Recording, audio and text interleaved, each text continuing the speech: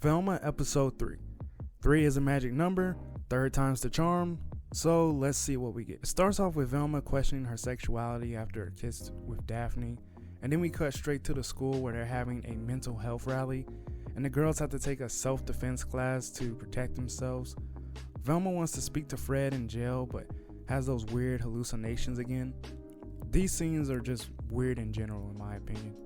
We cut to the girls in the self-defense class where they find out they'll have to compete in a tournament. And really at this point, they're just trying to give the characters something to do. Like, do they really need a tournament?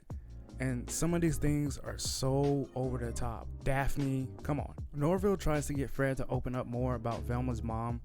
And the only way for him to open up is if Norville wears this cardigan, because all therapists wear them and that's how they get people to open up. I will give this episode a point in regards to it referencing talking things out to someone, maybe actually going to a real therapist. Finding someone to talk to can help you mentally. I just wish this show would do it in a better fashion and not this condescending tone, like having Velma open up would actually help her with her hallucinations probably. The ending of this, we see Velma and Daphne admitting they like each other, but it's best to remain friends. And Norville's dad has something to tell Norville that he's been keeping secret for a long time. This episode felt like an episode of Degrassi.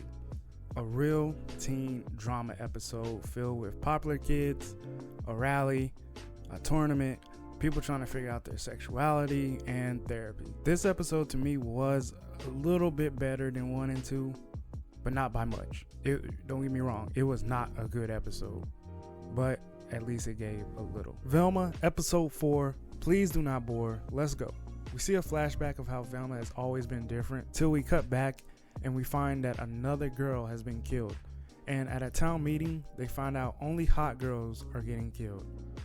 Oh, it's gonna be one of those episodes. You know, the who dictates the beauty standard type of episodes.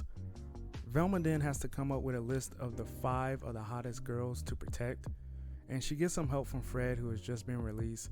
And Daphne is put on the list and is put on lockdown by her moms, where we get to Norville, who comes in saying he's writing some paper.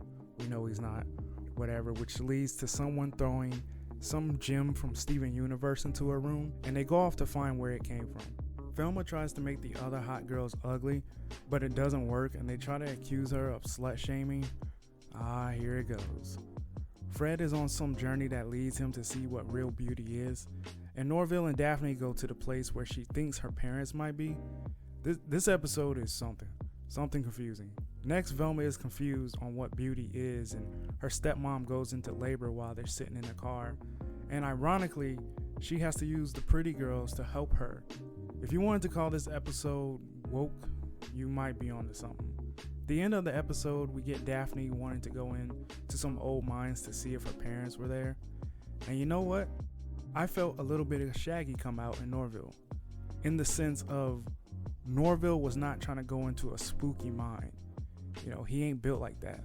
Like how Shaggy didn't like going into haunted places or spooky mansions unless you gave him some Scooby snacks or some food. So it was good to see at least they try to relate in that way. Fred comes by Velma's house to confess his love. By the way, Velma was twerking and it was as awkward as it sounded. And she just rejects him. The man she's been wanting, she rejects him flat out. Because it's about what's on the inside, not the outside that matters and all that other crap. Bottom line, it's episode 4 and I still haven't laughed. Show's still too self-aware for my liking, and it feels like there is an agenda that this show wants to give off.